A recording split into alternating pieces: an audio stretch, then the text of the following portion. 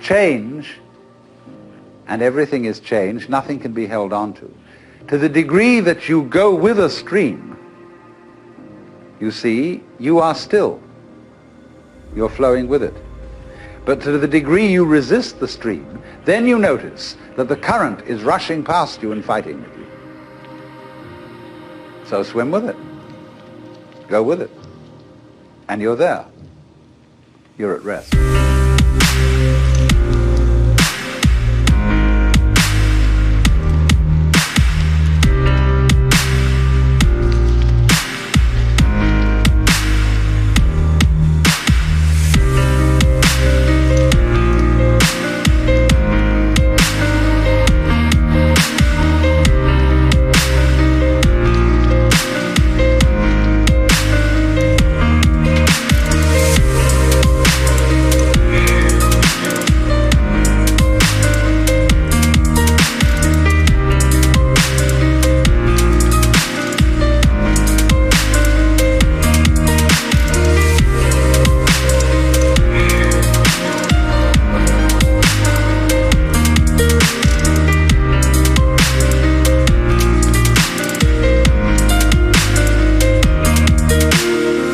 This is, of course, particularly true when it comes to those moments when life really seems to be going to take us away. And the stream of change is going to swallow us completely. The moment of death. And we think, oh, this is it. This is the end. And so at death we withdraw. Say, no, not that, not yet, please.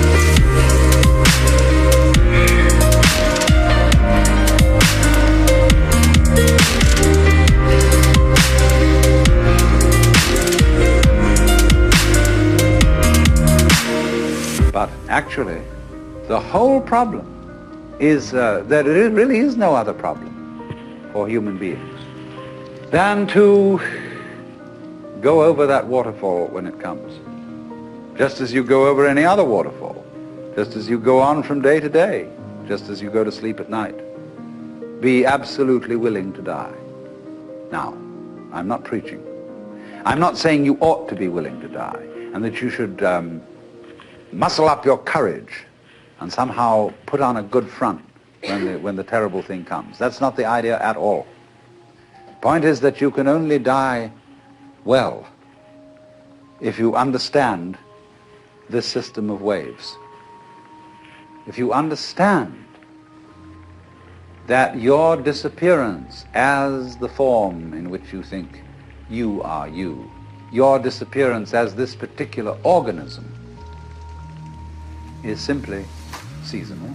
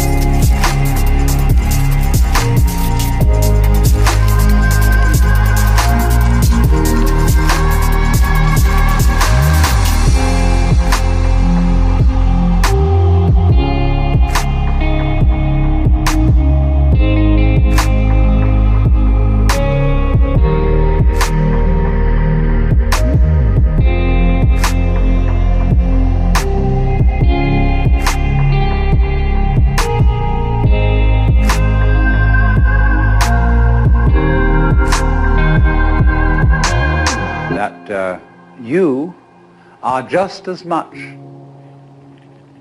the dark space beyond death as you are the light interval called life. These are just two sides of you, because you is the total wave. See, you can't have half a wave. Nobody ever saw waves which just had crests, no troughs. So you can't have half a human being who is born but doesn't die. Half a thing. That would be only half a thing. But the propagation of vibrations, and life is vibration, it simply goes on, but its cycles are long cycles and short cycles.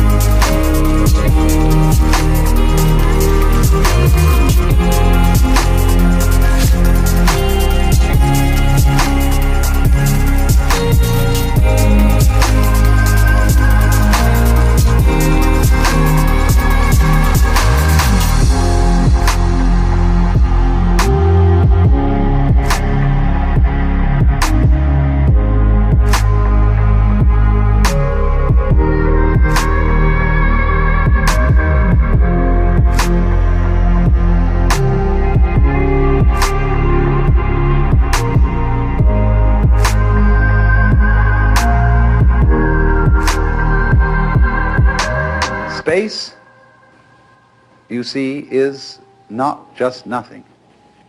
If I could magnify my hand to an enormous degree so that you could see all the molecules in it, I don't know how far apart they would be, but it seems to me they would be something like tennis balls in a very, very large space.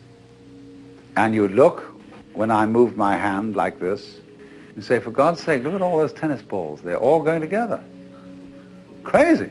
And there are no strings tying them together. Isn't that queer? No, but there's space going with them. And space is a function of, or it's an inseparable aspect of, whatever solids are in the space.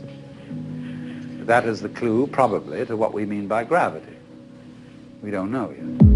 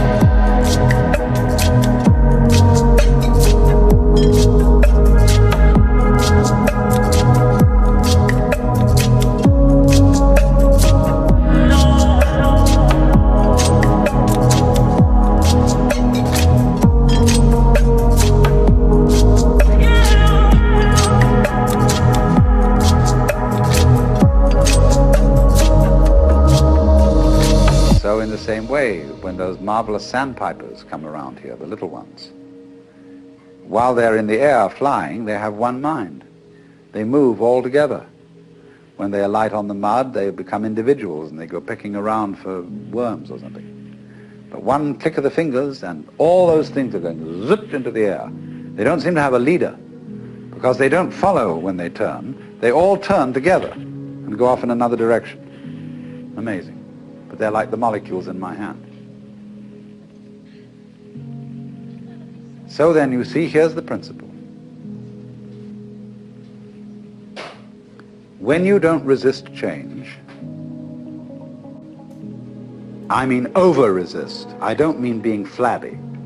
When you don't resist change, you see that the changing world, which disappears like smoke, is no different from the nirvana world.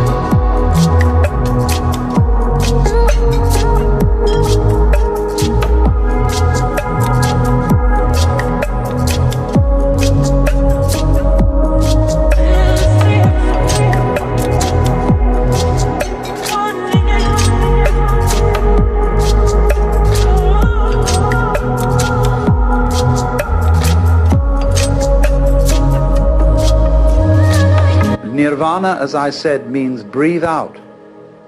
Let go of the breath. So in the same way, don't resist change. It's all the same principle.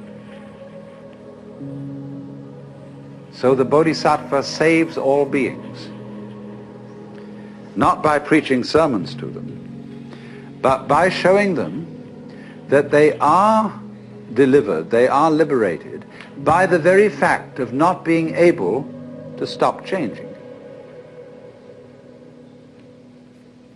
You can't hang on to yourself. You don't have to try not to hang on to yourself. It can't be done. And that is salvation. Memento mori. Be mindful of death. Gurdjieff says in one of his books that the most important thing for anyone to realize is that you and every person you see will soon be dead. See, it sounds so gloomy to us because we have devised a culture fundamentally resisting death.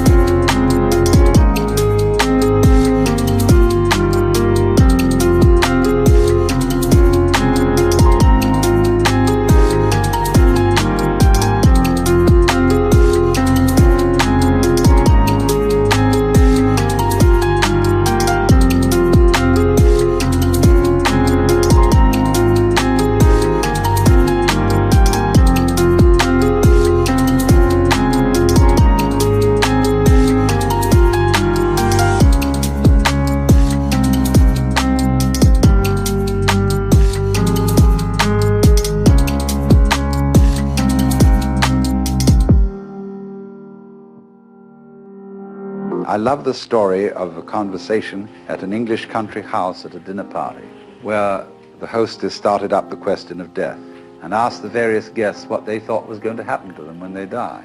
And some thought about reincarnation, and others thought about various kinds of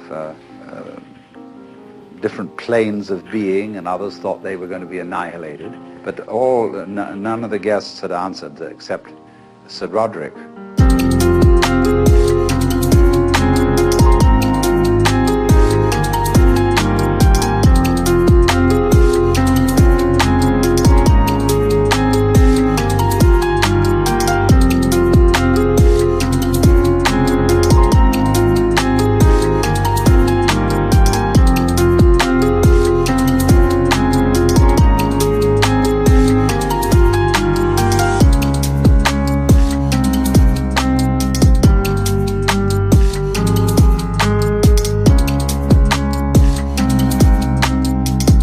lady said, "Sir Roderick, you haven't said a word. What do you think is going to happen to you when you die?" "Oh," he said, "I am perfectly certain that I shall go to heaven and enjoy everlasting bliss, but I wish you wouldn't indulge in such a depressing conversation."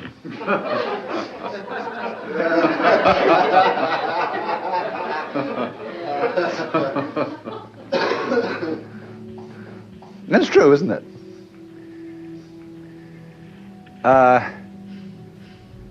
Death in the Western world is a real problem. We hush it up. We pretend it hasn't happened. Our morticians, who are very smart commercial operators, know exactly what's expected of them. And they make death just awful by pretending it doesn't happen.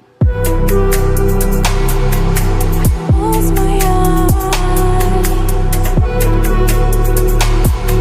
I dream of who I can be. I need to find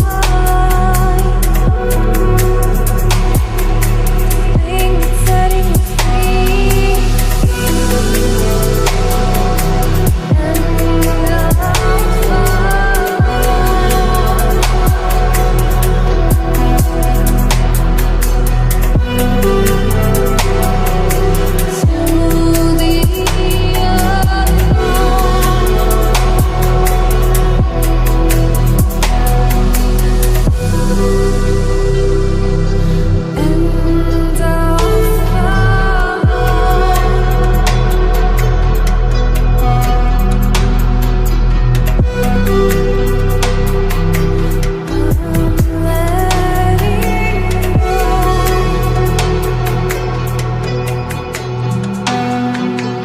See what happens. You go to a hospital and you're at the end. You've got terminal cancer. And all your friends come around and they wear false smiles and they say, "Cheer up, you'll be all right. In a few days from now you'll be back home and we'll go out for a picnic again." The doctors have their bedside man. You see, a doctor is absolutely helpless with a terminal case because a doctor is, by social definition, a healer. And he's not allowed to help you die. He's out of role. Even though, I mean, he may sneak behind the rules and do it, but he's definitely, he's got to heal you. So he's going to keep you indefinitely on the end of tubes and all kinds of things. While there's a certain grave demeanor to all this, and all the nurses are so pleasant and so totally distant, because they know this is death. And they mayn't be frank with you. That's why they feel distant. It's not that they're not concerned. It's not that they're heartless people, but that they just don't know how to be frank. Like lots of people when they meet a drunk, they don't know what to do with a drunk.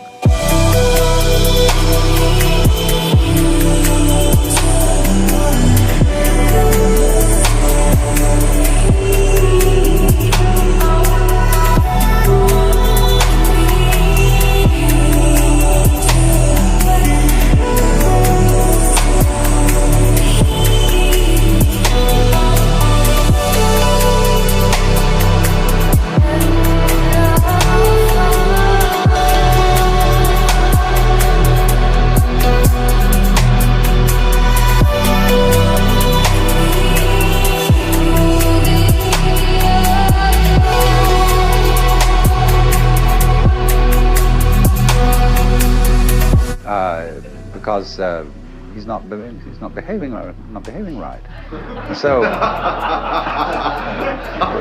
when you're dying, you're not behaving right. You're supposed to live.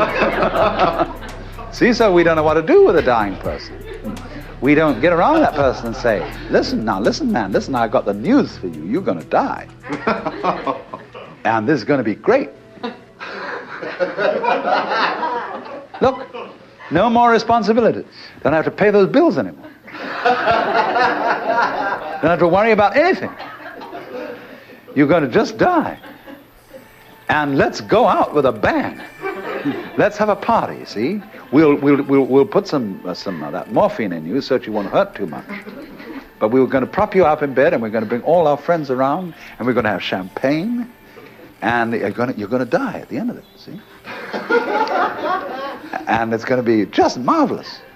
It's like being born, see? When we had birth problems, see, all women used to think that birth had to be painful. It was good for them. It was one of the things you had to suffer because you'd been screwing around with people, and therefore you had to have a child, and it's got to hurt. And then the doctors got together and they scratched their heads, and the man called Grantley Dick Reed said, no, birth doesn't hurt, it's natural.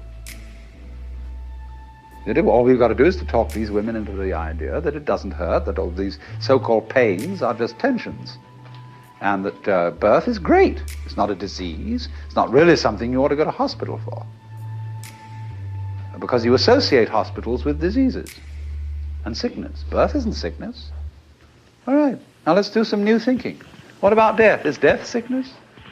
Or is it a healthy, natural event like being born? Of course it is.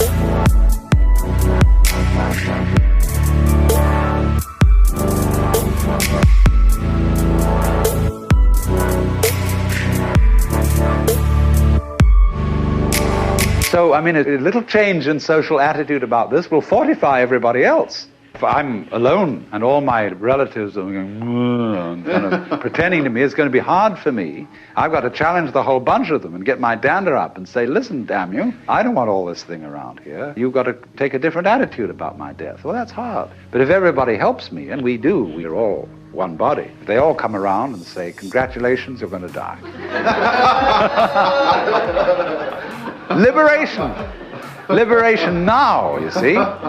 Because just before you die, I mean, look, I know very well a skillful priest handling a person dying can do this for them. But he has to talk very, very, very straight. And he has to say, listen, these doctors, don't you pay any attention to them. They're trying to amuse you and deceive you. You're going to die.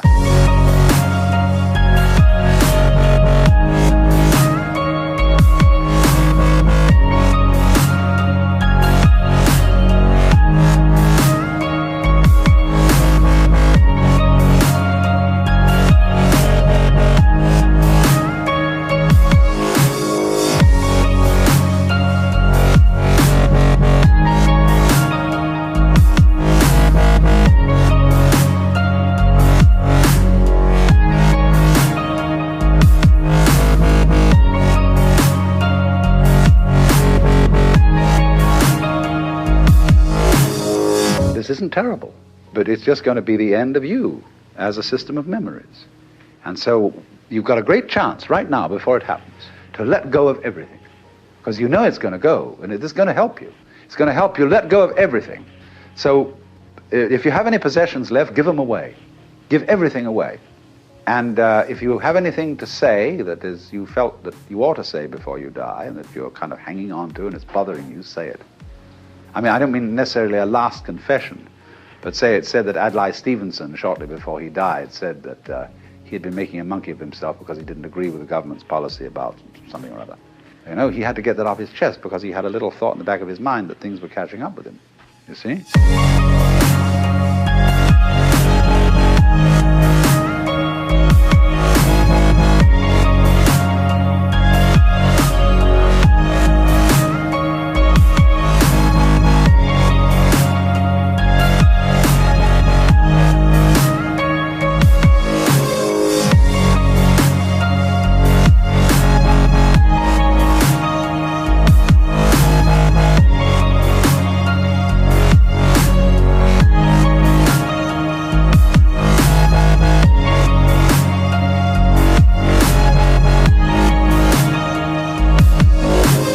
So the moment comes when this thing called death has to be taken completely, not as some ghastly accident, something that all your friends are going to stay away because you're awful.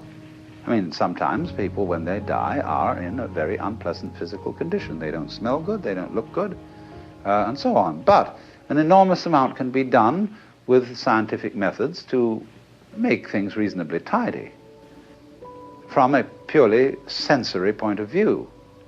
But the main thing is the attitude, that death is as positive as birth and should be a matter for rejoicing, because death is the symbol of the liberation. There is a wonderful saying that Ananda Kumaraswamy used to quote: "I pray that death will not come and find me still unannihilate." In other words, that man dies happy if there is no one to die. In other words, if the ego has disappeared before death caught up with it. But you see, the knowledge of death helps the ego to disappear, because it tells you you can't hang on.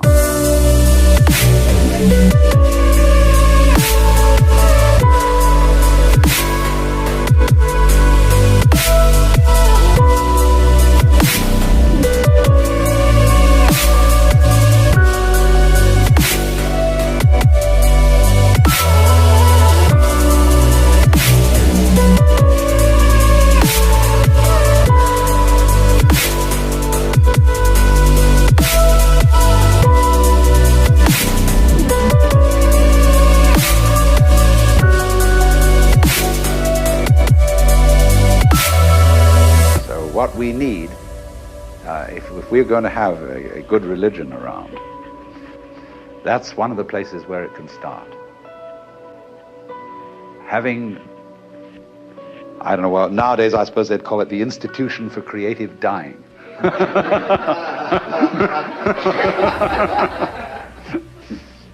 But something like that. And you can have one department where you can have champagne cocktail party to die with, another department where you can have glorious religious rituals and priests and things like that.